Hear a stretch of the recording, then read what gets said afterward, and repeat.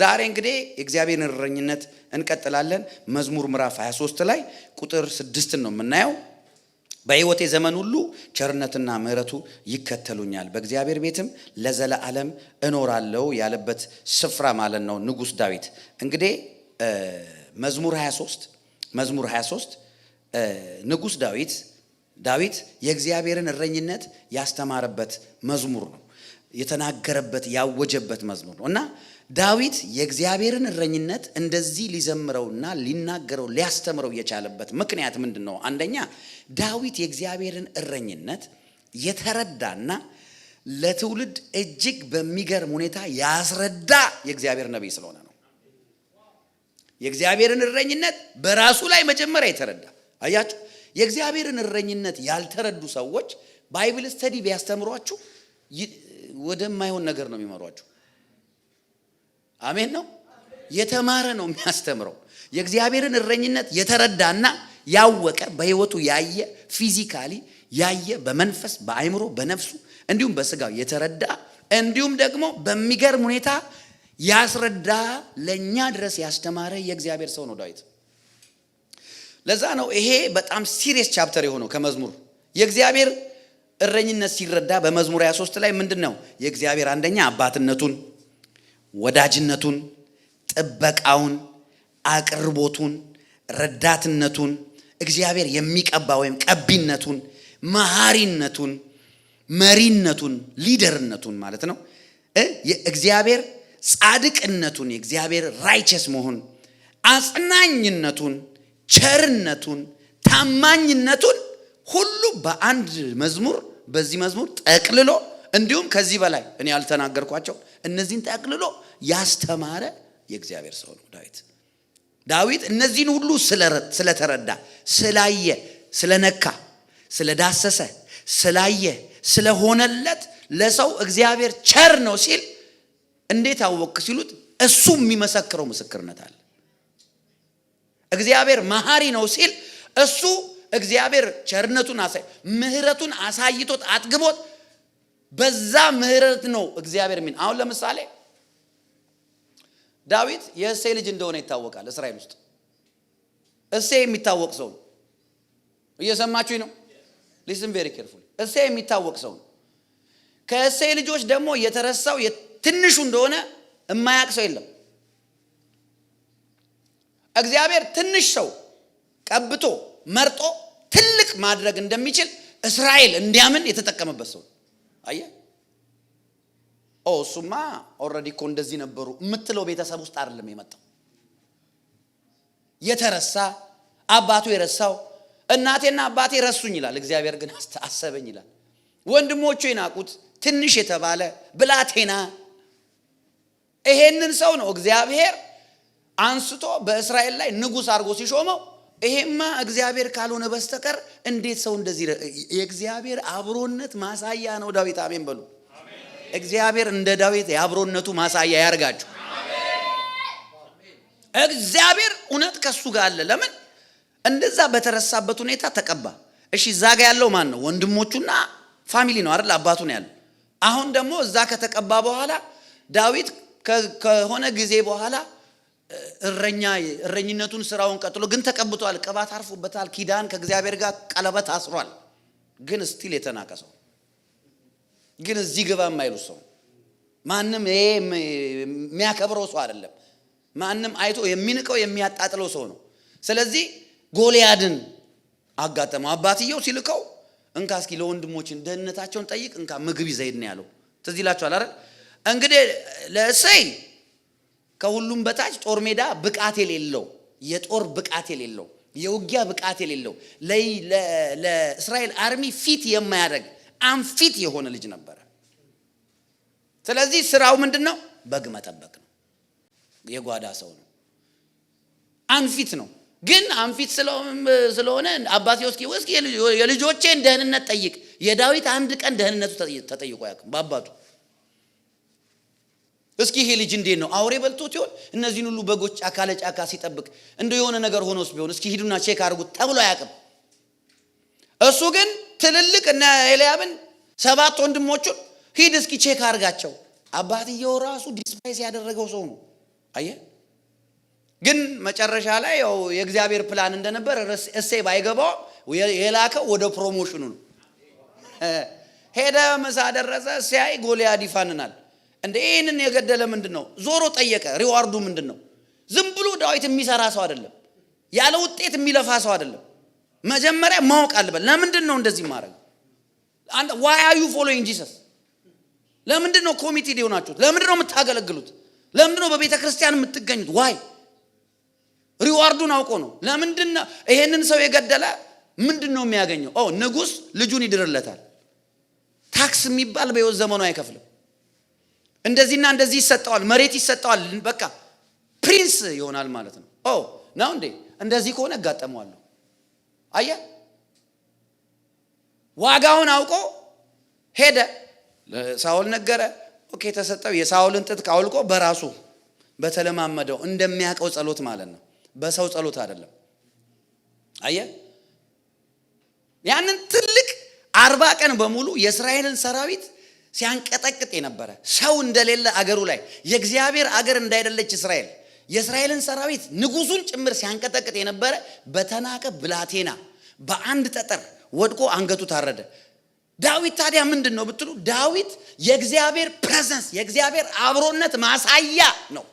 ስለዚህ እስራኤል በሙሉ ይሄ ዳዊት ንጉስ ነው ሲባል እሱ ጋር እግዚአብሔር አለ። እስራኤላውያን ባይዘው ዝም ብሎ የሚገዙ ሰዎች አይደሉም። ሙሴ ሲሞት ሙሴን ለምን ተከተሉት? ሙሴ እግዚአብሔር ከሱ ጋር እንዳለ በድንቅና በተአምራት ስለታየ ነው። አረ በኢየሱስ ስም የእግዚአብሔር እጅ በሕይወታችሁ ይታይ። ሰው የእናንተን ኢየሱስ እንዴት ይከተል? የሆነ ነገርማ መሆን አለበት በሕይወታችሁ። አረ አሜን በሉ። በቤት ላይ ያለ ዘመድ ላይ ያለ ጓደኛ ላይ ያለ አጋንንት መውጣት አለበት። በኢየሱስ ስም ስትይ የሆነ ነገር መፈጠር አለበት። ሰዎች መፈወስ አለባቸው። እግዚአብሔር ካንቺ ጋር እንዳለ የሆነማ ማስረጃ በኢየሱስ ክርስቶስ ስም ከጃችሁ ይገኝ። አረ አሜን ነው ወይ? አዎ ዳዊት የተናቀው ልጅ ግን ይሄማ እግዚአብሔር ነው። አያ እግዚአብሔር ነው። ስለዚህ ዳዊት ነገሰ ሲባል እሺ ሙሴ በተአምራት ስላሻገረ ሙሴ ሲሞት ማን ነው ከሙሴ ቀጠለው? ኢያሱ ነው አይደል? ኢያሱ ምንድነው ያሉት? ብቻ ከሙሴ ጋር የነበረ እግዚአብሔር ካንተ ጋር አይኖር እንጂ እንሰማሃለናል፣ አለበለዚያ አንሰማም። ሰው እኮ ማይሰማን እኮ ብዙ ጊዜ በቃ የለም ውጣ ስትለው ካልወጣ አይሰማም። አሜን አትይም? አየ አሁን ሰው የሚፈልገው ንግግር ሳይሆን ተግባር ነው። አሁን ሰው ምክር አይደለም፣ ምክር ሰልችቶናል። እኛ የምንፈልግ ሰይጣንን መምከር አይደለም፣ ውጣ get out in Jesus name። አሜን ነው። ምክር በቃን። የሚመክር ፌስቡክ ላይ ኢንስታግራም ቲክቶክ ላይ ዩቲዩብ ላይ የምክር ናዳ። አሁን እኛ የፈለግነው እጁን ነው። ዳዊት ላይ የታየ የእግዚአብሔር እጅ በሕይወታችሁ ይታይ። አሜን። ምክር አልበቃችሁ? ምክር በቃ እንዴ! ኢየሱስ እኮ የታመሙትን መክሮ አይደለም የሚልካቸው፣ ፈውሶ ነው የሚልካቸው። አይደለ እንዴ? ባጋንን ታስረው ሲመጡ መክሮ አይደለም የሚልካቸው። ይኸውልሽ እንደዚህ ኖ ውጣ፣ አንተ አጋንንት ውጣ። ጎባጣዋን ሴትዮ ዲዳሳታ ቀና ብላ ትሄዳለች። አረጃችሁን ስጡኝ በጌታ። ቀኝ እጃችሁን ከፍ አድርግ እስኪ። አንሺ ቀኝ እጅሽን ከፍ አድርግ። ይሄ ቀኝ እጅ ከመብላት ያለፈ የእግዚአብሔርን ስራ ይስራ። አረ አሜን በሉ። ብር ከመቁጠር ያለፈ ምግብ ከመጠቅለል ያለፈ ልብስ ከመልበስ ያለፈ የእግዚአብሔር ዓላማ የሚፈጸምበት እጅ ይሁን በኢየሱስ ስም። አረ አሜን በሉ በኢየሱስ ስም። በቃ አየ ብቻ እግዚአብሔር ካንተ ጋር ይሁን እንጂ እንሰማለን። እንደ እስራኤል አይነት አንገተ ደንዳና ህዝብ፣ አንገተ ደንዳና ዛሬ ከሰማይ ምግብ በልቶ የማይፈራ የማይደነግጥ ነገ ላይ ምግብ ከሌለ በቃ ወደ ግብጽ መልሰን አንተ ቀይ ባህር ተከፍሎ የማይሰማ ህዝብ። አንተ እኮ ቀይ ባህር ከተከፈለ አረ ትናንትና ቀይ ባህርን ከፍሏል እግዚአብሔር ቢገለኝም እዚህ ትላለህ። እስራኤላውያን አይሉ እኔ ምን አገባኝ ቀይ ባህር ቢከፈል ባይከፈል ነው የሚሉት። እኔ የምፈልገው አሁን ነው። ያው ምግብ አንተ ካላመጣ አልፈልግም። ምግብ ያለበት ሄዳለሁ። ባርነት ደንታቸው የሆነ it's better for them to suffer እና eat ለሆድ የሚኖሩ አየ እነዛን ህዝብ ብቻ እግዚአብሔር ካንተ ጋር ይሁን። አይ ዳዊት ማና ምንድነው እግዚአብሔር እረኛዬ ነው በትሩና ምርኩዝ ምናምን ሲል እኮ ያቺ በትር እኮ አንተ የተቃወምከው እግዚአብሔር ብሎ ግንባሩን ስለጣለበት እኮ እዚህ ላይ ሲመጣው ተደፋ ጎልያድ። ጎልያድን በአደባባይ ዳዊት ሲጥል እስራኤል በሙሉ እግዚአብሔር ከዚህ ሰው ጋር ነው አለ። ዳዊት የእግዚአብሔር አብሮነት መገለጫ ምሳሌ ነው። ለዛ ነው እግዚአብሔር ባሪያዬ የሚለው። ገባህ አይደለ? ባሪያዬ ዳዊት፣ ባሪያዬን ዳዊትን አገኘሁት ወይ የኔ። ከዛ ቅዱስ ቅባት ቀባሁት፣ እጄ ትረዳዋለች፣ ክንዴ ታጸናዋለች፣ በጠላት አይበለጥም። ያመጻ ልጅ መከራ አይጨምርበትም፣ ጠላትን እንደበለጠ ይኖራል። አረ አሜን አሜን። ይሄ አኖይንቲንግ የሆነ ሰው ላይ ዛሬ ይምጣ። ላካባቴ ቬኔሲ ካባሺ ድራቫኒ አላባስ። ይሄ ቅባት ዛሬ በህይወታችሁ ይስራባችሁ። ዘመናችሁን ጠላታችሁን እንደበለጣችሁ የሚያኖር የእግዚአብሔር አኖይንቲንግ በዳዊት ላይ የነበረ የእግዚአብሔር ቅባት በእኔ ላይ በእናንተ ላይ ዛሬ በኢየሱስ ስም ይፍሰስ በእኛ ላይ አሜን። አንተ በነገራችን ላይ አንድ ነገር ልንገራችሁ፣ ብዙ ደጋግሜ ነገር እግዚአብሔር የተናቁ ሰዎች ይመቹታል። ያው ሰውን ስትንቁት፣ ዲስፓይስ ስታረጉት፣ ስታጣጥሉት በቃ እግዚአብሔር ሊቀባው አሜን። ገፍታ ወደ ተራራው እየወሰድከው ነው። ኢየሱስ ጌታ ነው። አሜን። የእግዚአብሔር አብሮነት ማሳያ። ለዛ ነው እግዚአብሔር እረኛዬ ነው ሲል አይንተባተብም። ማንን ረዳ ሲባል አጎቴ በቀደም እንትን ብሎኝ አይልም፣ እግዚአብሔር ነው የሚለው። ይሄ ነገር እንዴት ተሳካለ ሲባል እግዚአብሔር ነው የሚለው። አረ አሜን ነው ወይ? አዎ። ምንም እከሌ የሚለው በእግዚአብሔር ቦታ የሚናገረው አንድ ሰው የለውም። እግዚአብሔር ስራችሁን ይስራላችሁ። አረ አሜን ነው ወይ? ስለዚህ እግዚአብሔርን ሁሉነቱን እነዚህ መዝሙር 23 ላይ የተጠቀሱ ነገሮች በሙሉ ከቁጥር 1 እስከ 6 ለአንድ አማኝ የሚያስፈልጉ ፓኬጅ ናቸው። እግዚአብሔር እረኛዬ ነው የሚያሳጣኝ፣ እነዚህ እንዳለ እስከ ቁጥር 6 ፓኬጅ ናቸው። ለእግዚአብሔር ሕዝብ ለእያንዳንዱ አማኝ የሚያስፈልጉ ፓኬጅ ናቸው። አሜን።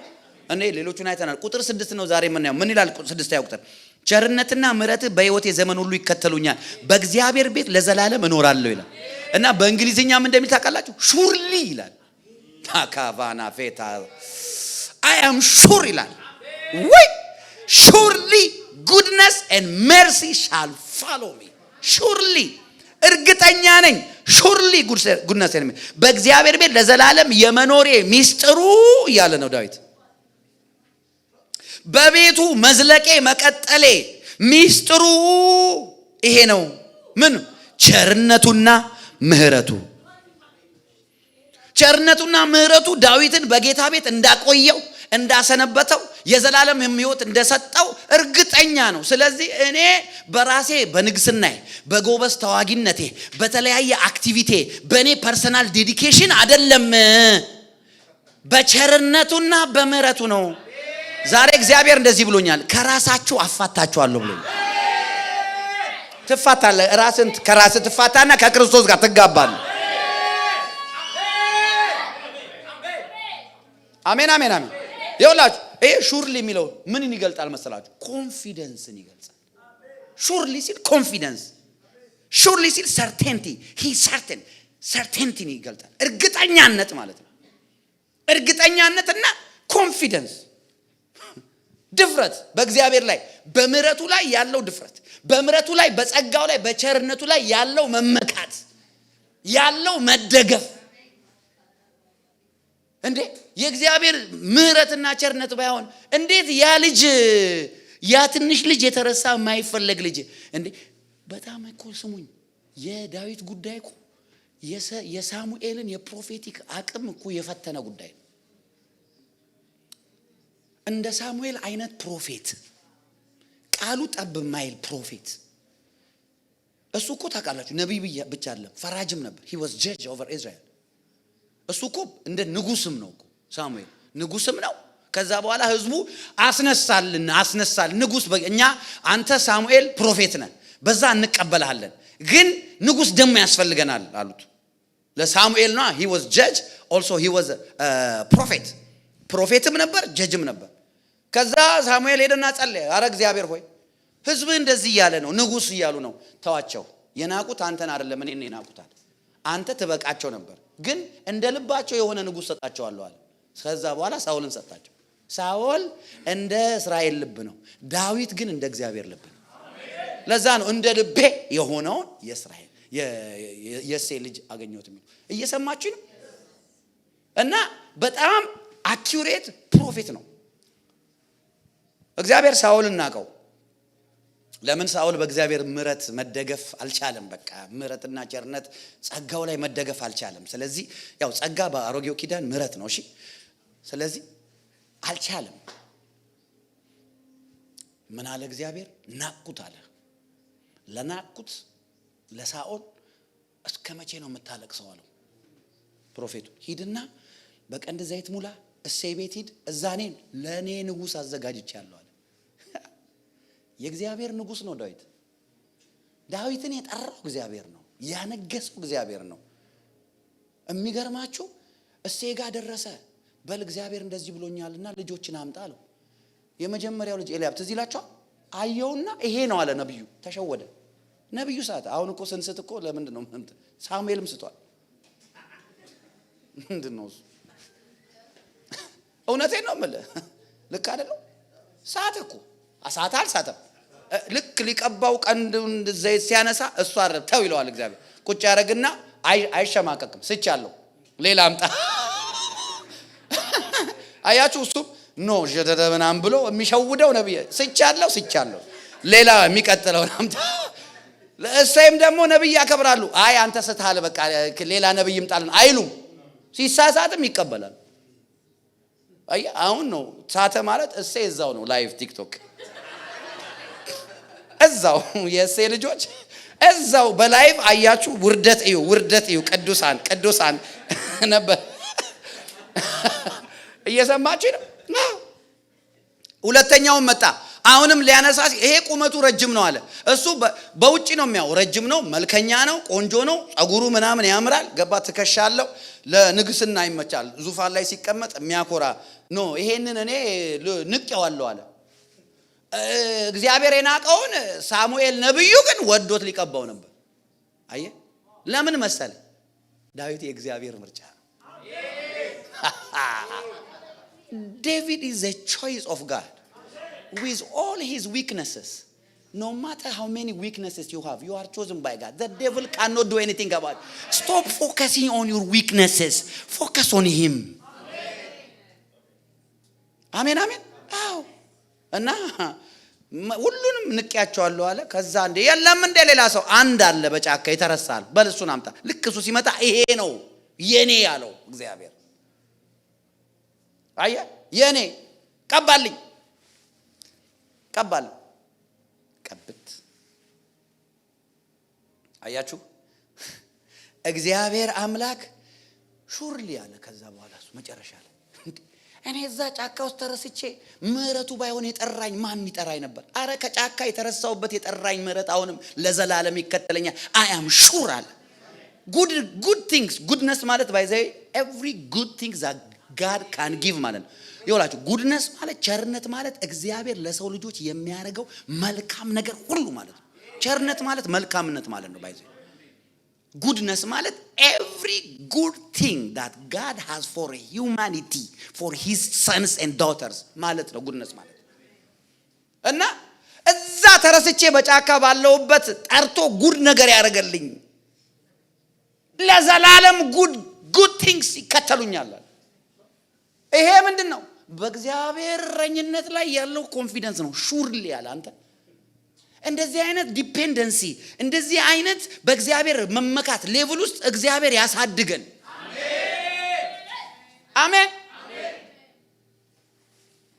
እግዚአብሔር እንደዚህ የቀባቸው ሰዎች እንዳለ ሰማርያ ተዘግታ ራብ ሆኖ ነብዩ ሲመጣ ምግብ ነገ ትበላላችሁ። ምን አይነት እምነት ነው? ምን አይነት ሹርሊ ያያችሁ? ምን አይነት እንደ ይሄማ እግዚአብሔር ከሰማይ እኮ መስኮት ራሱ ቢከፍት አይሆን። ትዝ ይላችኋል። አንተ ታያለህ አትበላም ማለት አንተን የተጠራጠርከው ነብዩን አይደለም እግዚአብሔር ነው አለ። አይ ዳዊትስ ሹርሊ ጉድነስ ኤንድ ሜርሲ ሻል ፎሎ ሚ ኮንፊደንሱ ሰርቴንቲው በእግዚአብሔር በራሱ ላይ ያለው መታመን ከሲቹዌሽን የወጣ ከሚያየው ነገር የወጣ ሁላችሁ በእግዚአብሔር ማደግ ማለት ይሄ ነው። ወደ እግዚአብሔር ማደግ ማለት ይሄ ነው። እያመኑት እየወደዱትና እያመኑት ማደግ ማለት ነው። አሜን ነው ወይ? አዎ። በእግዚአብሔር እንድንዘልቅ በእግዚአብሔር በራሱ እንድንኖር በእርሱ እንድንቆይ በቤቱ እንድንዘልቅ በቤቱ ለዘላለም ለመኖራችን ሌላ ምንም አያስፈልገንም። ከምሕረትና ከቸርነት በላይ ምንም የለም። እኔ ታውቃላችሁ ጸልዩ እያልኩኝ ጨቀጨቃችኋለሁ። ጸሎት እወዳለሁ። ጸሎት አያኖርንም በዘላለም አክቲቪቲ አይደለም ለዘላለም የሚያኖራችሁ የእግዚአብሔር ምሕረት ብቻ ነው።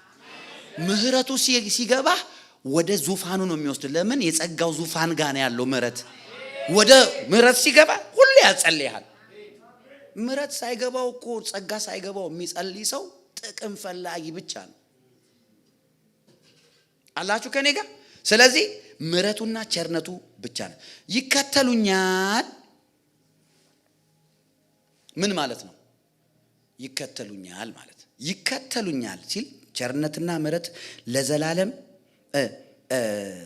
በሕይወቴ ዘመን ሁሉ ይከተሉኛል ማለት እየተከተሉ ያኖሩኛል ማለት ነው። ሰማችሁ? ይከተሉኛል ሲል እየተከታተሉ እኔ እንድኖር እኔ እንድቀጥል እኔ ስወድቅ እንድነሳ እኔ ስደክም እንድበረታ እኔ ሳጣ እንዳገኝ እየተከተሉ ያኖሩኛል ማለት ነው እንጂ እኔ ጎበዝ የኢየሱስ ተከታይ ስለሆንኩ ነው እየኖርኩ ያለሁት የሚለውን ያጣፋል። ሰማችሁኝ? ምሕረት ባይበዛልሽ ምሕረቱ ባይከታተልሽ ቸርነቱ ባይከታተል አንተ አሁን ዓለም ነበርክ። ቸርነቱና ምሕረቱ በሕይወቴ ዘመን ሁሉ ይከተሉኛል። እየተከተሉ ከዛ በእግዚአብሔር ቤት ለዘላለም በእግዚአብሔር ቤት መቆየታችሁ ጌታ ጌታ ማለታችሁ ማገልገላችሁ ኢን ክራይስት መሆናችሁ የእናንተ ጎበዝ ተከታይነት ውጤት አይደለም። አውጣ ራስህን። ክብር ለምሕረቱ፣ ክብር ለቸርነቱ፣ ክብር ለጸጋው። አሜን ናችሁ ወይ? አዎ። ስለዚህ እኔ ጎበዝ ስለሆንኩ አይደለም እያለ ነው ዳዊት። ቸርነቱና ምሕረቱ የእግዚአብሔር ቸርነትና የእግዚአብሔር ምሕረት ለዘላለም አንድን ሰው በእግዚአብሔር ቤት የማኖር አቅም ያላቸው የእግዚአብሔር አሰራር ናቸው። ቸርነት ምሕረት regardless of your shortcomings, your weaknesses, your mistakes, your sins, your trespasses, your rebellious whatever name it ምንም አይነት ነገር አሁን ከጠራዋቸው ነገሮች እኛ ስለሌሉብን አይደለም እግዚአብሔር ለዘላለም የሚያኖረን። በቤቱ የሚያኖረን ኢየሱስ በመስቀል ላይ የሰራው ያ ስራ ምን ይባላል? ቸርነቱና ምሕረቱ። ቸርነቱ ምሕረቱ አንድን ሰው አንድን አማኝ በእግዚአብሔር ቤት ለዘላለም የማኖር አቅም አላቸው። አሁን ለምሳሌ ምን መሰላችሁ? ሰው ስለ ምሕረት ብዙ አማኝ አልገባውም። ምሕረትን ሲያስብ የኃጢአት ይቅርታ ብቻ ስለሚያስብ የኃጢአት ይቅርታ ራሱ ብዙ ሰው አልገባውም። ለምን? የኃጢአት ይቅርታ የገባው ሰው ክርስቶስ ኢየሱስ ይቅር እንዳላችሁ እናንተ እርስ በርስ ይቅር ተባባሉ። ሴም ሜጀር ነው። ሴም ሜጀር አንድ እንደዚህ በቃ ሴም እስኪ እዚህ ጋር ሁለት ባትል ውሃ እዚህ ጋር ያለው አዎ የሙሉ አዎ እሱንና ይሄንን አዎ አያችሁ የአንድ ብራንድ ነው እነዚህ ውሃዎች አያችሁ ይሄ ውሃ በፋብሪካ ሲሰራ ታውቃላችሁ የላስቲኩ ክብደት ይሄ የሎጎ ክዳኑ ምኑ ክብደቱ የውሃው መጠን ሁሉ እኩል ነው ታውቃላችኋል። ማሽኑ አኪዩሬት እንዲሆን ተደርጎ ነው የተሰራው። ከዛ ይሄን ተሞልቷል አያችሁ ይሄ በቃ ተመዝኖ ነው የተላከው። ተመዝኖ ነው የተላከው። አንዱ አይበልጥም አይበላለጥም። አኪዩሬሲ አለው። ይሄ አኪዩሬሲ አለው። ልክ እንደዛ ማለት ነው። በዘላለም በእግዚአብሔር ቤት የማኖር አቅም ያላቸው ነው። ከኛ ተግባርና ከኛ መፍጨርጨር ጋር ፕላስ የክርስቶስ ስራ አይደለም። ሰማችሁኝ? በቃ መደም ሜትር ተመትሮ አልቋል፣ አለቀ። ትናንትና ለሆኑ አገልጋዮች ስነግራቸው ነበር። ትዝ ይላችሁ ከሆነ ኢየሱስ ክርስቶስ በመስቀል ላይ ሲሰቀል መጋረጃ ተቀደደ ይላል። የቤተ መቅደስ መጋረጃ ተቀደደ። ያ መጋረጃ ምንድን ነበረ እንትን የሚለው? እግዚአብሔርን ይከልላል፣ ቅድስተ ቅዱስ ነው። ከዛ ደግሞ በውጭ ያሉት ደግሞ ኃጢአተኛው ሕዝብ በእግዚአብሔር እንዳይጠፋ ኮንሱም እንዳይሆን ቢገለጥ እኮ ታውቃላችሁ እንዳለ ይሞታሉ። የሚከላከለው እኮ ያ ምሳሌው ውጭ ያሉትንም ጥፋት እየሸፈነ እኮ ነው። ገባችሁ አይደል? በአዲስ ኪዳን አሁን ጴጥሮስ ምን አለ? ፍቅር የበደልን ብዛት ምን ያደርጋል? ይሸፍናል አለ። የአዲስ ኪዳን መጋረጃ ፍቅር ይባላል። የአዲስ ኪዳን መጋረጃ ፍቅር ይባላል። ፍቅር የበደልን ብዛት ይሸፍናል። አያችሁ? እና ሰው ቅድም እንዳልኳችሁ ይቅር በል ሲባል ይቅርታ እንዴት ነው የሚጠብቅብን? እግዚአብሔር የሰማዩ አምላካችሁ ይቅር እንዳላችሁ እናንተም እርስ በርስ ይቅር ተባባሉ ይላል። የሰማዩ አባት ይቅርታ ስላልገባን እኮ ነው ያሳዘኑን ሰዎች ይቅር ማለት ቂም ይዘን የምንሮጠው። ያ ይቅርታ ቢገባን እንደዚህ ነው። በቃ እሱ ይቅር ያለክ ይሄን ያህል ነው፣ አንተም ይቅር የምትለው ይሄን ያህል ነው። በተባልከው ይቅርታ ነው ይቅር የምትለው እንጂ ከኪስ አውጥተህ አይደለም። ባለፈው እሑድ ሳስተምር ነበር። ምን አልኩኝ? ፍቅር ማለት ሌላውን አሁን እግዚአብሔር እንደወደዳችሁ እርስ በርስ እናንተም ተዋደዱ ይላል። በፍቅር ይሁን። አሁን እንዴት ነው አንድን ሰው እንደ እግዚአብሔር እንደወደደው የምትወደው? አትችልም። አየህ፣ ፍቅር በአዲስ ኪዳን ምን መሰላችሁ? ልክ አንድ ሰው ገንዘብ ሰጥቶ ምን ብዬ ኤግዛምፕል ተነገርኩ? እንደው $10,000 ሰጥቼሽ ብዬ ለኤልሮይ ተናገር። $10,000 ሰጥቼ ሂጂና የኔን ነገር ግዢ ብለሽ ምንም ሄደሽ የተቀበልሽው ገንዘብ ስፔንድ አድርገሽ የተላክሽውን ትገዣለሽ አይደል? ልክ እንደዛ ማለት ነው።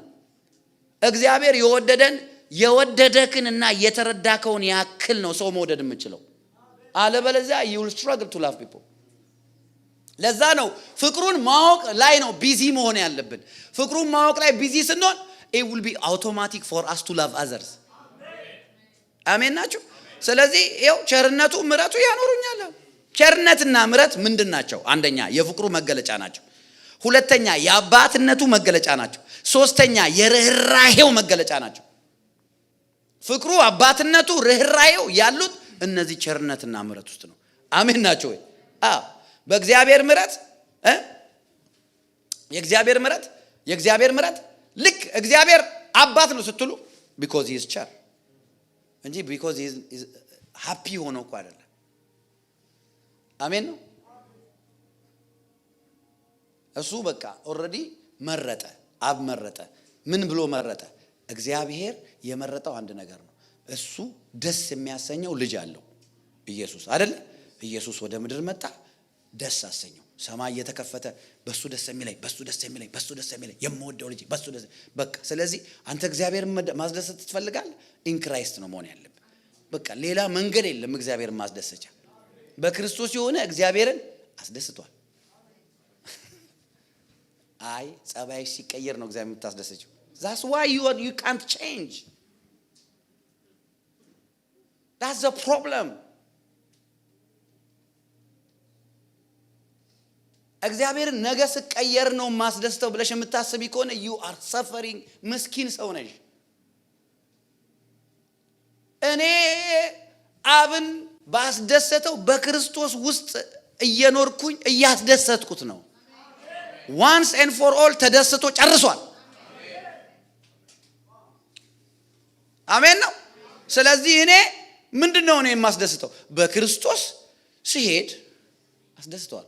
አለበለዚያም ዛሬ ተደስቶብን ነገ ደግሞ ስትወርቅ በቃ ጠላው ሂድ ከዚህ ሊል ነው። ቀደም አንድ ቃል ሳይ ነበር እዛ ቢሮ ከጆኒ ጋርና ምን ይላል መሰላችሁ? ከመንፈስ ወዴት ሄዳሉ? መዝሙር 139 ትዝ ይላችሁ? በምድር ላይ የምኖርባቸው ቀኖች አንድ እንኳን ሳይቀሩ በመጽሐፍ የተጻፈ ሆኑ፣ በእናቴ ማህፀን ሳልሰራ አየኸኝ ይላል። እና ምን ማለት ነው? ዳዊት ነው እንደዛ ብሎ የዘመረው። ያ ማለት እኮ ዳዊት ሳይወለድ ዳዊት መቼ እንደሚወድቅ ያውቃል አያውቅም? አይ እናንተማ እንደዛ እኮ ነው። ሂፖክሪሲ እኮ ነው የሚዋገን እኮ። ገና ዳዊት ሳይፈጠር የዳዊትን ሚስቴክ ያውቃል አያውቅም? የዳዊትን መውደቅ ያውቃል አያውቅም? እግዚአብሔር ያደረገው እኮ ሁሉን አዋቂነቱ ነው። ሁሉን ማወቅ ማለት ከዚህ በኋላ ያለውን ማወቅ ሳይሆን የፓስቱንም የፊውቸሩንም ሁሉንም በአንድ ሰዓት በአንድ ጊዜ ማወቅ ማለት ነው። ያ ነው እግዚአብሔር ያደረገው። እግዚአብሔር ማለት ዛት ሉዓላዊ ማለት አሜን ነው። አዎ ስለዚህ የእግዚአብሔር ቸርነቱና ምህረቱ የፍቅሩ መገለጫ ነው፣ የምህረቱ መገለጫ ነው፣ የደግነቱ መገለጫ ነው፣ የአባትነቱ መገለጫ ነው፣ የርህራሄው መገለጫ ነው። አሜን። አዎ እነዚህ ነገሮች ይሄ በጣም ይወላችሁ ከሰልፍ ኮንፊደንስ ያወጣቸዋል፣ ከሰልፍ ራይቸስነስ ያወጣቸዋል፣ ከራስ ጽድቅ የራስን ጽድቅ ከመቆፈር አይ ራስ እኔ አሁን እኛ ሁላችን በማይሸፈን ፊት እንደ መስታወት እያብለጨለጭን አይደለ የሱን ክብር እያየን ይላል። ከዛ ከክብር ወደ ክብር ምን እናደርጋለን? እንለወጣለን። እኛ ሁላችን የሱን ፊት ነው ማየት ያለብህ። ከክብር ወደ ክብር መለወጥ ማለት እሱን እየመሰልክ መሄድ ነው። ችግር የለብህም ማለት አይደለም። ችግር የሚቀርፈው እሱን ስታይ ነው። እኛ ሁላችን በማይሸፈን ፊት የሱን መልክ እንመስል ዘንድ አየ የሱን መልክ በምንድን ነው የምንመስለው? የሱን መልክ የምንመስለው በምንነዳው መኪናና በምንኖርበት ቤት አይደለም። የክርስቶስን መልክ የምንመስለው በጣም ቀላል ነው። የተናቁ ትምህርቶች ናቸው። ለትንሽ ሰው ለህፃናት ሰንዴይ ስኩል የተተዉ ገላትያ ምዕራፍ 5 የመንፈስ ፍሬዎች ናቸው። ቀላል ነው። ኢየሱስ ካራክተር ነው። ኢየሱስ ባህሪ ነው። የሆነ የአይሁድ ወጣት አይደለም። በቃ ያንን ስራውን ሰጥቶ አንተ ደግሞ እንዴት ነው ያ ኦልሬዲ እኮ ተቆጥሮልሃል። ፍሬው እኮ ኦልሬዲ ውስጣችን ነው ያለው። as we continue living the way he wants us to live, as we ወደዛ ፑሽ እያደረግን የኋላዬን እየረሳው የፊቴን ለመያዝ እያልክ በትናንት ሚስቴክ ላይ ቁጭ ብለህ ማልቀስ ሳይሆን ነገ የተሻለ ቀን አለ ብለህ ስትቀጥል የዛን ጊዜ ውስጥ ያለው ሰልፍ ኮንትሮል፣ ላቭ፣ ጆይ፣ ፒስ ፍሬ ከውስጥ ነው የሚወጣው። ፍሬ ከላይ አይመጣና አይለጠፍም። አሜን ነው። አዎ ፍሬ ደግሞ ለራስ የምትበላው ነገር አለም። ዛፍ ላይ ያለ ፍሬ ዛፉ አይበላውም። ቁርስ እንብላ እስኪ ቅጠሎች ተሰብሰቡ አይልም። እንዳለ ጎረቤት ነው ምሽክ አድርጎ ይበላው። ፍሬ ያለውን ተክል ፍሬውን ስትወስዱ ችግር የለውም። እሱ ደግሞ ያፈራል ሲዝኑን ጠብቆ። አሜን። ፍሬ ለሰው ነው። ለዛ ነው አንተ አሕዛብ በስም ባንተ ይባረካሉ አለው አብርሃም። አሕዛብ ባንተ ይባረካሉ because you are obedient። ባንተ ይባረካሉ። ምን ማለት አንተ ለምሳሌ ለበረከት ሁን አለው አይደል? ለእግዚአብሔር ለሰው በረከት የምትሆኑት ብዙ ብር ስላላችሁ እንዳይመስላችሁ። ብዙ ብር መኖሩ ጥሩ ነው። አሁን ረመዳን ነው። በዚህ ወር ላይ በጣም ብዙ ብር ያላችሁ ሰዎች ያበላሉ፣ ያጠጣሉ፣ ይሰጣሉ። እውነቱ ሸት አረቦች ልክ ነኝ አይደል? አሁን አንተ ብዙ ብር ሲኖር ብቻ በረከት የምትሆን መስሎ ለበረከት የምትሆን መስሎ ከታየ የነዳጅ ጉድጓድ እስከምታገኝ አንተ ዓለም ከእንደገና ትሰራለች። እግዚአብሔር ከሰራት ክራይስት ራሱ መጥቶ ከእንደገና 7 ዓመት ኖረን ከ1000 ዓመት በኋላ ኢየሱስ ካለው 1000 ዓመት በኋላ ከእንደገና ኢየሱስ ስንመለስ ራሱ የነዳጅ ጉድጓድ ላይ ኖር ይችላል። ለበረከት ለመሆን በዛ ኮነ የምታስበው እውነቴን ነው የምላችሁ። ለበረከት የምንሆነው በፍሬ ነው። ፍሬ እኮ ሰው ነው የሚበላው። ኦሬንጅ ትሪ ላይ ሄዳችሁ ኦሬንጅ ታምራለህ ቁርስ እየበላ ነው አትለው፣ ብላ ነው የሚልህ። ውሰድ ቴክ ኢት። አሜን። ቸርነቱና ምሕረቱ የቤት ውስጥ ያቆዩኛል፣ ይከታተሉኛል። እነዚህ ምሳሌዎች ልንገራችሁና እንጨርስ። የእግዚአብሔር ምሕረት በባሪያዎቹ ሕይወት ብላችሁ ጻፉ። የእግዚአብሔር ምሕረት በባሪያዎቹ ሕይወት። ስሙኝ በደንብ። የእግዚአብሔር ምሕረትና ቸርነት ባይረዳቸው ኖሮ የምናየው ኤግዛምፕል አንደኛ አብርሃም፣ ይስሐቅና ያዕቆብ። አብርሃም፣ ይስሐቅና ያዕቆብ። አብርሃም፣ ይስሐቅ፣ ያዕቆብም አንድ አይነት ችግር ነበረባቸው። ምን ብለው ዋሹ? ውሸት ነው ችግሩ። አብርሃምም ሚስቴ አይደለችም፣ ይስሐቅም ሚስቴ አይደለችም። ታውቁታላችሁ ታሪኩን።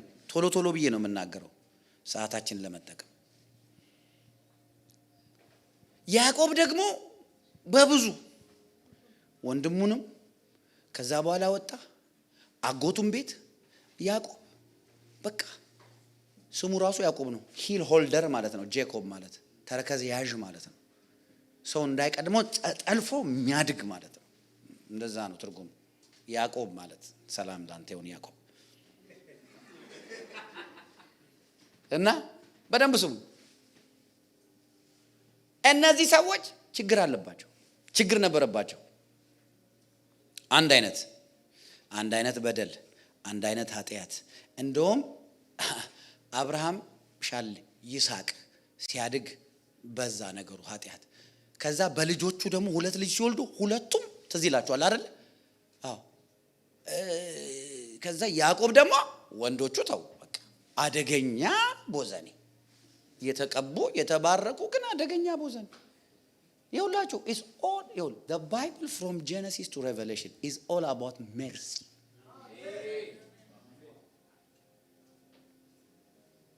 ስለ ምሕረት ነው መጽሐፍ ቅዱስ የሚያወራው። እና በዚህ ሁሉ ችግራቸው ግን ለአንድ ሰከንድ የእግዚአብሔር ምሕረት አልተለያቸው። ለአንድ ሰከንድ አልተለያቸው። ለአንድ ሰከንድ የእግዚአብሔር ምሕረት አልተለያቸው። ይኸውላችሁ ቅዱሳን በምሕረት ተደገፉ። ስሙኝ፣ በእግዚአብሔር ምሕረት ላይ ዲፔንድ የማያደርግ ሰው ቅባት እንደማይሰራበት ታውቃላችሁ። ቅባት ቢመጣ እኔ ይላል ሰውየው፣ ይመካል በራሱ። እኔ ጸሎቴ ጾሜ እንትን ብዬ እንትን ሄጄ ተሰቃይቼ ይላል። ተሰቃይቶ ያመጣው የኢየሱስን ስቃይ እያጣፋ ነው ማለት ነው። የኢየሱስን ስቃይ ፉርሽ እያደረገ ነው ማለት። የእግዚአብሔር ምሕረት ብቻ እና አብርሃም እና ይስሐቅና እና ያዕቆብ። አሁን ስሙኝ፣ አብርሃም ዋሽቷል አልዋሸም? ሌላ ሴት ጋር ገብቶ ወልዷል አልወለደም? እንደውም ሳራ ከሞተች በኋላ እኮ ሚስቴ እንኳን ሞተች፣ ከዚህ በኋላ እኔ ሴት ምን ያደርግልኛል ብሎ አልተቀመጠም። አገባ። ምንድነው ታሪኩን ታውቁታላችሁ? አሁን በዛ እኔ ከዚህ ካረጀው በኋላ ሳራ ሳቀቻል። ስቀሻል፣ አሳይሻለሁ ነው ያላት። ስትሞች አሳይሻለሁ። ድሮም አጋር ጋር ግባ ያልሽኝ አንቺ ነሽ። ልክ ስትሞት ሄደ፣ 6 ወለደ። ትዝ ይላችኋል። ታውቃላችሁ አብርሃም ማት ልጅ እንዳለ 6 ወለደ አብርሃም። ያው መጽሐፍ እኮ ይናገራል። አይ እግዚአብሔር በዛ ሽምግልና ከ100 ዓመት በኋላ ማለት ነው። ከዛ በኋላ ሞተ። እግዚአብሔር ምን ይለዋል? ወዳጄ። በዛ ሁሉ ድካም፣ በዛ ዘመን ያው ችግር የለውም እንደዛ ማለት ይስሐቅ እኔ ሚስቴ አይደለችም ብሎ ርብቃን ዋሻት። ከዛ ንጉሱ በቃ ወደዳትና አንድ ቀን ሲያይ ቤት ትዝ ይላችኋል አይደል? አብረው ተኝተው አየ። እንዴ አንተ ምን ሆነ ነው ሚስት ሆና እንደዚህ? ፈርቼ ነው ምናምን አለ። ከዛ በኋላ ሴም አይነት ውሸት። ያዕቆብ ደግሞ ታውቃላችሁ፣ ያዕቆብ 7 ዓመት ትገዛልኛለህ፣ በሴት መግዛት ይችላል። ያዕቆብ ቆንጆ አሳየው። በቃ I lift my hand አይችልም። ከዘር ነው አይችሉም። ከዘር ነው በቃ ሴት ይወዳሉ፣ ቆንጆ ይወዳሉ። እውነቴ ነው። ታውቃላችሁ አይደለ? ሳራ በጣም ቆንጆ ነበር ይችላል። ልክ አይደለው እንዴ? እውነቴን ነው እኮ። በጣም ትምህርቱን እንዳትረሱት ነው እንደዚህ እያረኩ ምከተው። እንደዚህ ሲሆን ከሆነ አይረሳም። በጣም ቆንጆ ነበረች። ስለዚህ የግብጽ ንጉስ ወደዳት ይላል። እሱ ደግሞ ምን አለ አብርሃም? እህቴ ነች በይሺ አደራ ምናምን ብሎ ሁሉ አስጠንቋታል። አንቺ እንትን እንዳይገሉኝ እኔ ምናምን እግዚአብሔር ያለው ምናምን ነገር ሁሉ ረሳው። ከዛ እግዚአብሔር በሌሊት እቺን ሴት ብትነካ ትሞታለህ፣ አገርህ በሙሉ ይሞታል። እንደውም ምን አለው? እንደዛ እየዋሸ እግዚአብሔር ሰውየው ነብይ ስለሆነ አለው። የሚዋሽን ሰውዬ ነብይ ነው ይለዋል። እሱ ውሸታም ነው። እኔ ለሌላ ሰው አስነሳለሁ። አሁን እኛ ብሎ እንደዛ እሱም ብሎ ደግሞ ነብይ ሂድ እና ሌላ እግዚአብሔር ምርጫ እንላለን። እግዚአብሔር ጋር እንደዚህ የለም። ነብይ ነው አለው፣ ይጸልይል አለው። ዋሽቶ እኮ ነው። ይቅርታ እንኳን አላለም። እግዚአብሔር ወይ ይቅርታ ሚስት ያደለችም ቢዋሽው አላለም። አልተጻፈም አላለም። ከዛ ምን አደረገ? ጸለየ። አገሩ በሙሉ ወለደ። እግዚአብሔር የዋሸውን አብርሃምን ነብይ ነው ብሎ ራሱ ነው ያለው። እኔ ነብይ ነኝ ብሎ ያቀም አብርሃም።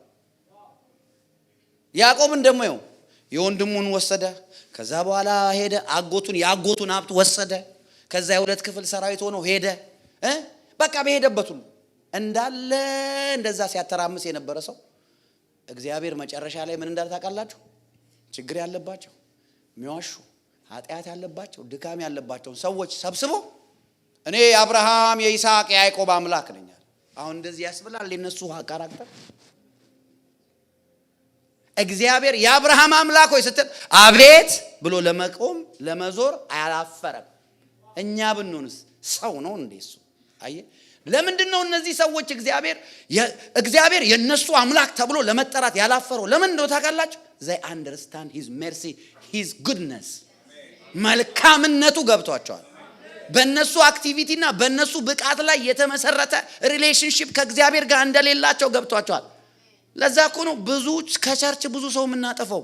እየኮነን ነው፣ እየከሰስ ነው፣ በኃጢአቱ ጀጅ እያደረግን፣ ባለባበስ ጀጅ እያደረግን፣ ጸጉሯን ቀይ ትቀባ ቢጫ ትቀባ፣ ከተመቻት ምን አገባሽ ትቀባ። እውነቴን ነው የምላችሁ። አላችሁ ከኔ ጋር? አዎ እግዚአብሔር የአብርሃም የይስሐቅ የያዕቆብ አምላክ ኢየሱስ ምን እንዳታውቃላችሁ? በአዲስ ኪዳን ላይ ኢየሱስ መጣና እግዚአብሔር የሕያዋን አምላክ ነው እንጂ የሙታን አምላክ አይደለም ማለትና ሕያዋን እነማን ናቸው? የአብርሃም የይስሐቅ የያዕቆብ ሕያው ናቸው በእግዚአብሔር ፊት because of his mercy and goodness አሜን። ዳዊት ምሕረቱና ቸርነቱ ይከተሉኛል ሲል የገባው ይሄ ነው። እግዚአብሔር ጋር የጀመርኩት ጉዞ በኔ ብቃት በኔ ኃይል በኔ ችሎታ የሚቀጥል አይደለም፣ በሱ ምሕረትና ቸርነት ነው እንጂ። ዛሬ በኢየሱስ ስም ከራሳችሁ ማንነት ውጡ። ምሕረቱ ላይ ተደገፉ፣ መልካምነቱ ላይ ተደገፉ፣ ጸጋው ላይ ተደገፉ። አዎ ኢየሱስ የሰራው ስራ ላይ ተደገፉ። አሜን በሉ። አሜን። እግዚአብሔር የአብርሃም የይስሐቅ የያዕቆብ አምላክ የእስራኤል ቅዱስ። እስራኤል እኮ ያዕቆብ ነው። የእስራኤል ቅዱስ ሲባል አቤት ይላል እግዚአብሔር ቶሎ ብሎ ሳይዘገይ። ማን ነው የእስራኤል ተብሎ የተጠራው? ሌባ፣ አታላይ። ሌላ ልንገራቸውን በጣም ነው የምደነግጡት። ኢየሱስ የይሁዳ አንበሳ ነው። ታውቃላችሁ? እስኪ የይሁዳ አንበሳ በሉ። የይሁዳ አንበሳ ሲባል እኮ እንንቀጠቀጥ። ይሁዳ ማን ነው? ይሁዳ ታውቃላችሁ አይደለ? ይሁዳ የያዕቆብ ልጅ ነው። ይሁዳ ከነዓናዊት ያገባ ሰው ነው። ከከነዓናዊት ልጆች ወለደ። 3 ወንዶች ልጆች ወለደ። ሌላ ከነዓናዊት ትዕማር ታውቃታላችሁ? ትዕማርን እናንተ ሄዳችሁ ማንበብ ትችላላችሁ። ዘፍጥረት ምዕራፍ 38 ላይ ትዕማርን ለመጀመሪያው ዳር ክፉ ነው ይላል። የይሁዳ ልጅ የመጀመሪያው ልጅ ማን ነው? ስሙ ኤር፣ አውናንና ሴሎም የሚባሉ ልጆች አሉ። የመጀመሪያ ልጁ ክፉ ስለሆነ ቀሰፈው እግዚአብሔር ይላል። ከዛ በኋላ ለወንድም ዘር አስቀርለት ብሎ አውናንን ሰጠው። አውናንን ወደ ትዕማር ገባ። እሱ ደግሞ ለወንድሜንማ ዘር አላስቀርም ምናምን ብሎ ዘሩን መሬት ያፈስ ነበር። ክፉ ስለሆነ አሁንም እግዚአብሔር ምን አደረገ? ቀሰፈው፣ ገደለው እግዚአብሔር። ይሁዳ ደግሞ የእግዚአብሔር ሰው ነው፣ የያዕቆብ ልጅ። ያውቃል ባይዘዌ ይሄ ነገር ይሄኛውንም ትንሹንም እግዚአብሔር ከሚገለው በሂጂና የመበለት ልብስ ልበሺ፣ ከዛ ባሏ የሞተባት ልብስ ልበሺና ልጁ እስከሚያድግ 3ኛው ልጅ እስከሚያድግ ጠብቂ አላት። እቺ ምስኪን በራሷ ነው ምንም ያጠፋችው ጥፋት የለም። ሄደች ወደ ሀገሯ፣ አሰበች ላይሰጠኝ ነው። አንዲት ሴት ደግሞ በእነሱ ባህል አንዴ አገባችና ከዛ በኋላ ማንም አይፈልጋትም፣ ፕሮስቲቲዩት ነው የምትሆነው። አንድ ቀን እሷ ያለችበት ሀገር ይሁዳ ራሱ ሄደ። ይሁዳ ራሱ አያስችለውም፣ ሴት ይወዳል። እዛ ሄዶ በአግባቡ ማደር አቃተውና ሴተኛ ዳሪ ሲፈልግ እቺ ሴት ይሁዳ እንደመጣ በደንብ ስሙኝ፣ ኢየሱስ የዚህ አንበሳ ነው።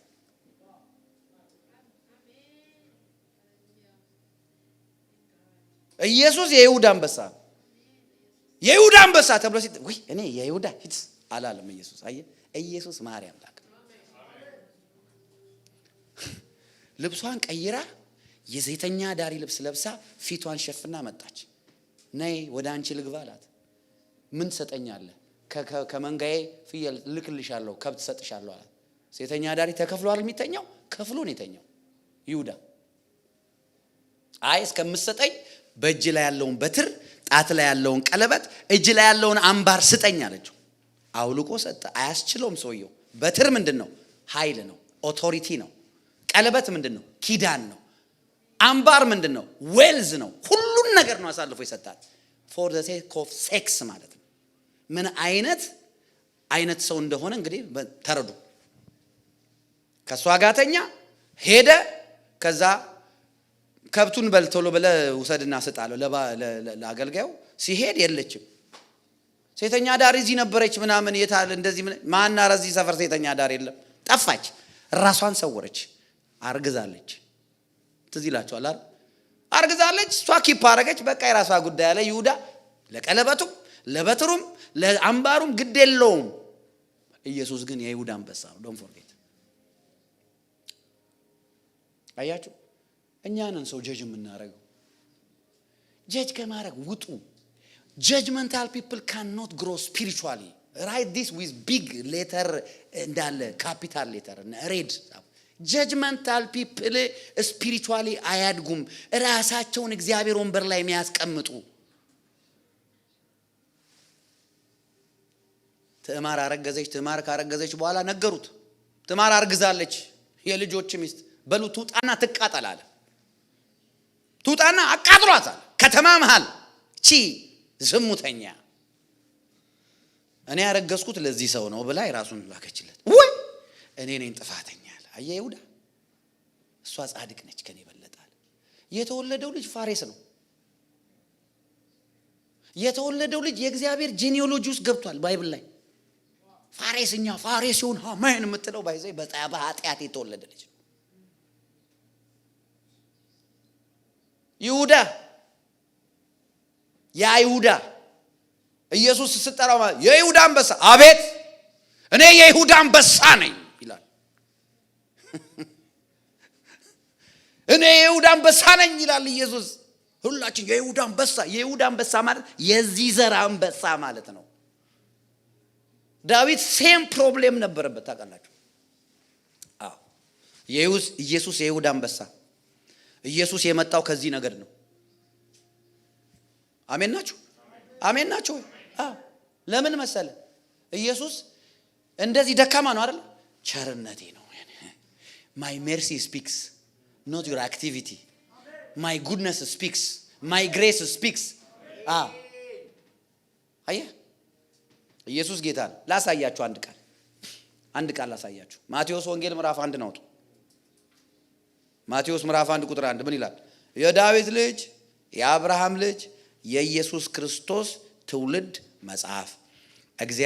አብርሃም ይስሐቅን ወለደ። ይኸው ችግራቸውን ነግሬያቸዋለሁ በትንሹ። ይስሐቅ ያዕቆብን ወለደ። ያዕቆብ ይሁዳንና የመጀመሪያ የያዕቆብ ልጅ ማን ነው? ሮቤል በሏ ነው አይደለ? ግን ከማጀመረ እዚህ ጋር ማቴዎስ ይሁዳንና ይሁዳ ችግር ያለበት ይሁዳንና ወንድሞቹን ወለደ። ይሁዳ ከትዕማር የተጻፉት እዚህ ጋር ጎበዞቹ አይደሉም። ምን ታመጣ አየፍርድ ይሁዳ ከትዕማር ፋሬስና ዛራን ወለደ። ፋሬስ አስሮምን ወለደ። እነዚህ በኃጢአት የተወለዱ ተጻፉ። ኢየሱስ የይሁዳ አንበሳ ለመባል አላፈርም። ታሪካቸው ቢያሳፍርም ምሕረቱ ግን ታሪክ ቀያሪ ነው። አሜን። አዎ የይሁዳ አንበሳ እኔ አልፈልግም። የአብርሃም አምላክ ሌላ ጥሩ መልካም ሰው ጥራልኝ አላለም እግዚአብሔር። አሜን። አንድ ነገር ከዚህ ላስተምራችሁ። ባለፈው ታሪካችሁ አትፈሩ። ባለፈው ታሪክ አንተ ነህ የምታፍረው እንጂ እግዚአብሔር አያፍርም። አሜን። ባለፈው ታሪክሽ የፈለገ ታሪክ ይኑርሽ፣ አንቺ አሁን በክርስቶስ ነሽ። ኧረ አሜን ነው ወይ? እና ሌላ ደግሞ ነገር ልንገራችሁ። የሰውን የድሮ ታሪክ ካወቃችሁ ሰውየውን በድሮ መጽሐፉ አታንብቡት። በድሮ ማንነቱ ጀጅ አታርጉት። በድሮ ታሪኩ አትመዝኑት። አሜን ናችሁ? አዎ ያለፈ ታሪካችሁ አልፏል።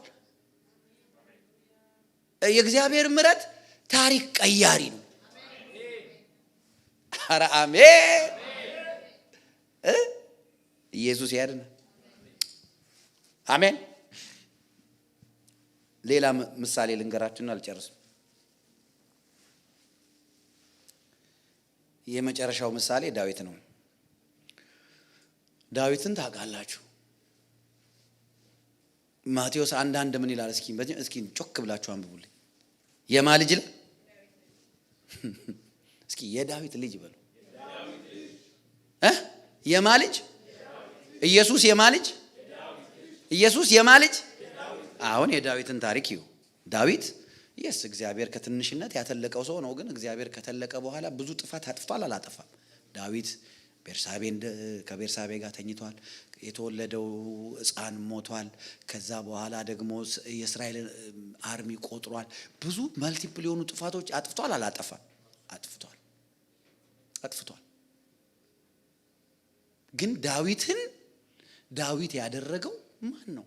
ዳዊትን ዳዊት ያደረገው ምህረቱና ቸርነቱ ነው። ራሱ እንደተናገረው በመዝሙር 23 አያችሁ። ዳዊት ያ ሁሉ ጥፋት ያጠፋ ሰው አሁን ማቴዎስ ምዕራፍ 1 ላይ መጽሐፍ ቅዱስ ሲጀምር የዳዊት ልጅ ብሎ የአብርሃም ልጅ እንዴ! የአብርሃምና ዳዊት ታላቅ ማን ነው?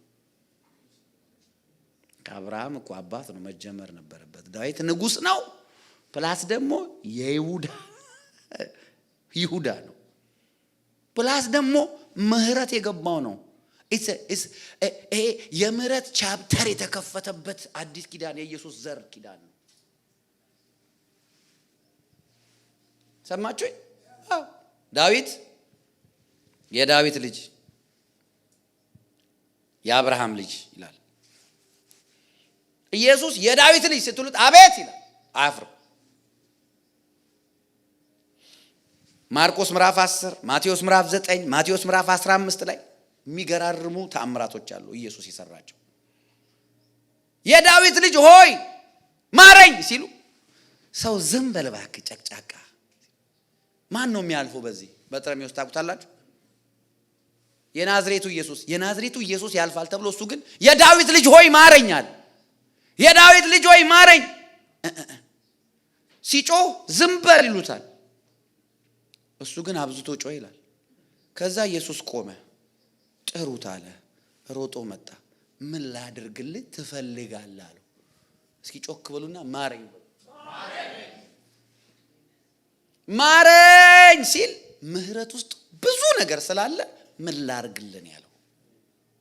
ምህረት ውስጥ የጸሎት ጥያቄ ሁሉ ሜርሲ ኢዝ ጀነራል ፓኬጅ። ስለዚህ ማየት ፈልጋለሁ አለው። አለው አየ ይላል። አያችሁ፣ አንድ ወዳጄ አለ ቢኒያም የሚባል ጓደኛዬ እና የሆነ ቪዲዮ ሰርቶ በጣም ባረከኝ። ይሄ በርተሚዎስ ማረኝ ብሎ ሲጮህ እሱ በዛ ሰዓት ቻሌንጁ አለማየት ስለነበረ በምህረቱ አለማየትን በማየት ኢየሱስ ቀየረለት ብሎ ሲናገር ቪዲዮ አይቻለሁ። ምን አለ ቀጥሎ? ኢየሱስ እኛውን ማረኝ ማለት ያለብን ብዙ ኤሪያዎች አሉ በምህረቱ የሚቀየሩ እያለ ሲናገር what a powerful thing። አየ ያ ሰውዬ ምን ላድርግልን ያለው ማየት ፈልጋለሁ። አረ ጌታ ሆይ ማረኝ ማለት አለብን። የማንችለው ነገር በእግዚአብሔር ችሎታ የሚቀየረው በምህረቱ ስለሆነ አሜን። ስለዚህ ማረኝ ብለን ስንጸልይ ይቅር በለኝ ብቻ እያልን አይደለም። ብዙ ነገር አለ። ሜርሲ ግሬት ሜርሲ። ከዚህ በፊት ግሬት ሜርሲ ብዬ አስተምሬያለሁ። ታውቃላችሁ አይደለ? በምህረቱ እንደሆነ ኤልሳቤጥ የወለደችው እግዚአብሔር ምህረቱን እንዳገነነላት አይተው ተደነቁ፣ እግዚአብሔርን አመሰገኑ ይላል። ዮሐንስ የምህረቱ ውጤት ነው፣ የጸሎታቸውም ውጤት አይደለም። ኢየሱስ ጌታ አሜን። ስለዚህ ዳዊት የምህረት መገለጫ፣ የቸርነት መገለጫ ኢየሱስ እያለፈ የዳዊት ልጅ አቤት። ዳዊት እኮ የደፈረ ሰው ነው። እንደዚህ የሴክሹዋል ችግር አለበት፣ የእንትን ችግር አለበት፣ ነፍሰ ገዳይ እኮ ነው፣ ሰው ያስገደለ እኮ ነው ኦሪዮንን። እንደዚህ አይነት ችግር አለበት፣ እንደዚህ አይነት ችግር አይሰማም ኢየሱስ። እሱ ላንተ ነው። አሁን ኃጢአታችንን የሚቆጥሩብን ሰዎች እሱ ለነሱ ነው። በነገራችን ላይ ስሙኝ፣ ኃጢአትን እግዚአብሔር የሚያደርገውን ስሙ ልንገራችሁ። ምህረት ማለት ላንብብላችሁ። ምህረት ማለት የአንድን ሰው ምህረት ውስጥ ምን አለ? ፎርጊቭነስ አለ። ኦኬ፣ ፎርጊቭነስ አለ ምህረት ውስጥ። ፎርጊቭነስ ብቻ አይደለም ምህረት እና እግዚአብሔር ፎርጊቭ ሲያደርገን ይቅር ሲለን መልሶ ላያስታውሰው መርጦ ነው እንጂ ኃጢአታችንን የሚሞሪ ችግር ኖሮበት አይደለም። የማስታወስ ችግር ስላለበት አይደለም። እግዚአብሔር ፈልጎ ነው። ለዛ ነው ኃጢአትሽን አያስብብሽም ይላል መጽሐፍ። አያስብ ከእንደገና አስታውሶ ቆይ ከዚህ 10 ዓመት በፊት እንዲያርገኛ አይልም። he chose to forget it። ምህረት የሚያደርገውን አይታችኋል። በቃ እግዚአብሔር ይረሳዋል። ምንድን ነበረ ወይኔ ብሎ አይደለም እግዚአብሔር አውቆ ፈልጎ ነው የሚረሳው፣ ላያስበው ማለት ነው። አሜን። የእግዚአብሔር ቅባት እንዲሰራላችሁ የእግዚአብሔርን ምህረት፣ የእግዚአብሔርን ቸርነት፣ የእግዚአብሔርን ጸጋ መረዳት አለባችሁ። አለበለዚያ ወርከር ነህ አንተ በስራ እንደዛ አይደለም፣ በጸጋ ነው። አሜን። ጸጋ ሲበዛ you will understand ሁሉ ነገር ትክክል ማድረግ እንዳለብህ ትረዳለህ። ከዛ ጸጋው ይረዳሃል። አሜን። ኢየሱስ ያድናል። አሜን። የዳዊት ልጅ ሆይ ማረኝ ብለው ሁለት ጠሩት። ማቴዎስ 9:27 ማቴዎስ 15:22 ላይ ሁለት ዕውራን ጠሩት። ምንድነው የምትፈልጉት? እንድናይ እንፈልጋለን። ታምናላችሁ ይሄ እንደሚሆን? አዎ እዩ።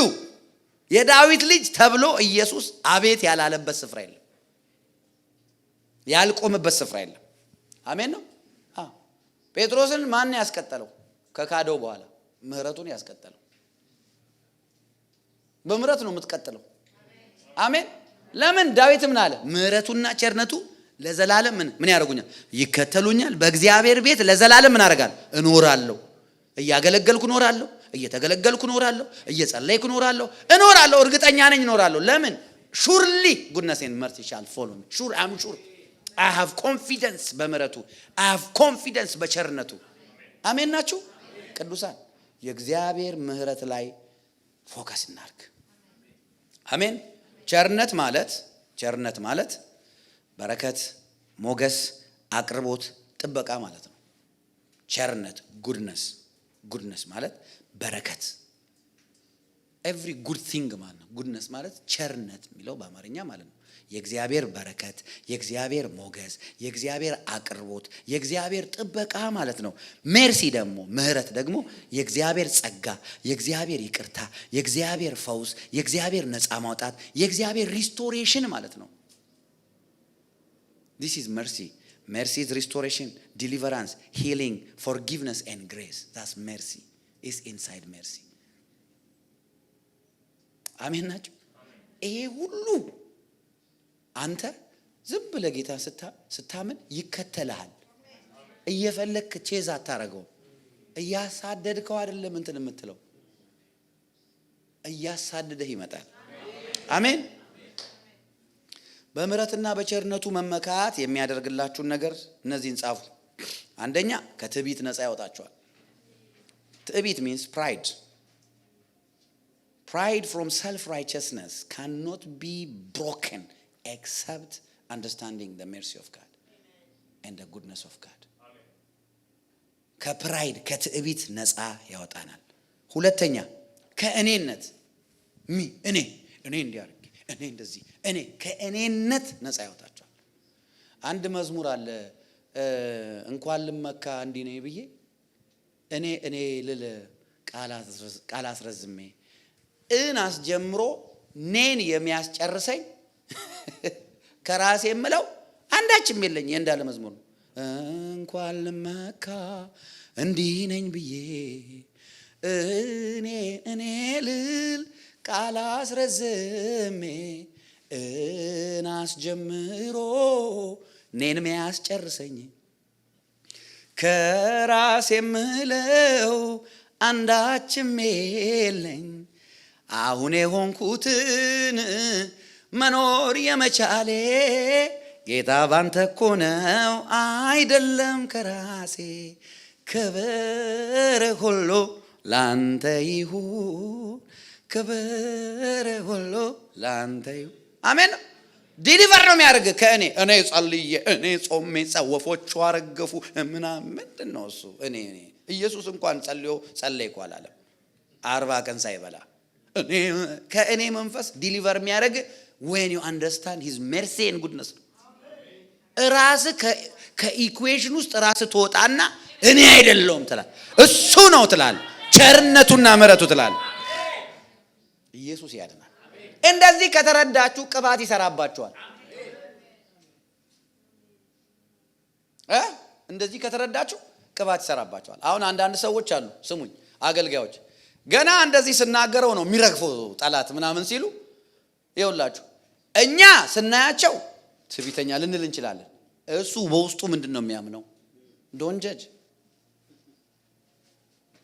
አየ ዶንጀጅ እና እንደዛ እያደረጉ ሲሰራ ጌታ ሲሰራባቸው ታያላችሁ። ምን አገባ አንተ እንደዛ አለ። እኔ አሁን ስናገር ይራገፋል ካለ አንተ ምን አገባ? ይራገፍ ካለም ይራገፍ ካንተም ላይ ካንቺም ላይ አይደለ? ይሄ ሰውዬ ራሱ ላይ እንዴት ነው የሚተማመነው ምናምን ከማለት ይልቅ ጌታ ሆይ ማለት ነው። በቃ ራንተ አሜን ነው። አንዳንድ ጊዜ ሚስ አንደርስታንድ ልናደርግ እንችላለን ሰዎችን። አየ ከእኔነት ከትዕቢት ከፕራይድ ከመመካት ነፃ ያወጣናል። እሺ ሌላ ሶስተኛ አጉል መመካት። የእግዚአብሔር በምሕረትና በቸርነቱ መመካት ከአጉል መመካት ያወጣናል።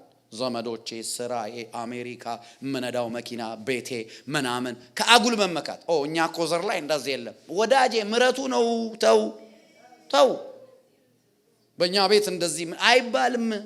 እስኪ ምሕረቱ ብቻ በሉ፣ ቸርነቱ ብቻ በሉ። አይባልም። አሜን አሜን። የእግዚአብሔር ምሕረትና ቸርነትን ለዛ ነው አያችሁ ምሕረቱና ቸርነቱ የዳዊት ልጅ አቤት፣ የአብርሃም አምላክ አቤት